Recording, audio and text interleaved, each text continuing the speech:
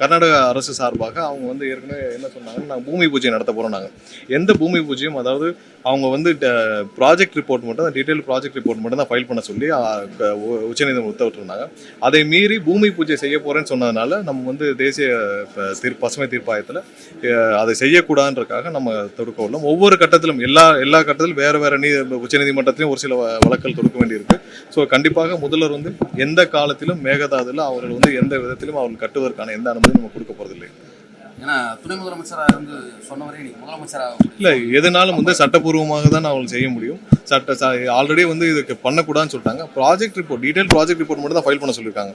அந்த மீன் டைமில் அவங்க போயிட்டு வந்து பூமி பூஜையெல்லாம் செய்ய முடியாது. ஸோ அதை செய்து தேவையில்லாமல் 2 மாநிலங்களுக்கும் சட்டம் ஒழுங்கு பிரச்சனையை கொண்டு வருவதற்கான முயற்சிகளை அவர்கள் செய்கிறார்கள்.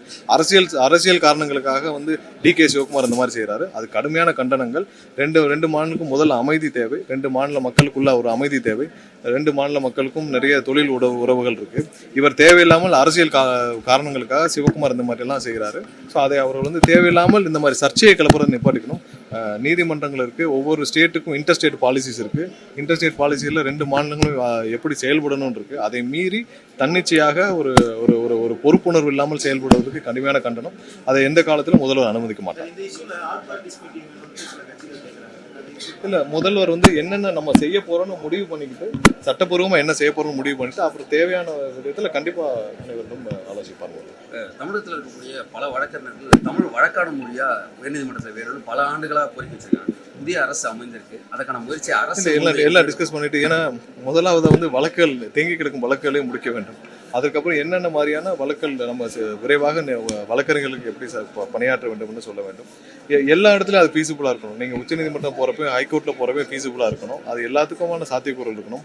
கண்டிப்பாக என்ன மாதிரி இப்போ லோயர் கோர்ட்ஸில் இப்போ தமிழில் வழக்காடுவதற்கு எந்த தடையும் இல்லை. எல்லா இடத்துலையும் பண்ணிட்டு தான் இருக்காங்க. ஹைகோர்ட்லேயும் மட்டும் எல்லா இடத்துலையும் வழக்காடுவதற்கு அவங்க வந்து ஆர்கியூ பண்ணுறதுக்கு இதுவரைக்கும் தமிழ் ஆர்கியூ பண்ணுறதுக்கு எந்த தடையும் இல்லை. ஆல்ரெடி பண்ணிட்டு தான் இருக்காங்க. அது எந்த இஷ்யூ இல்லை. அது வரைக்கும் அதை கண்டினியூ பண்ணுறது ஒரு விஷயம் இல்லை.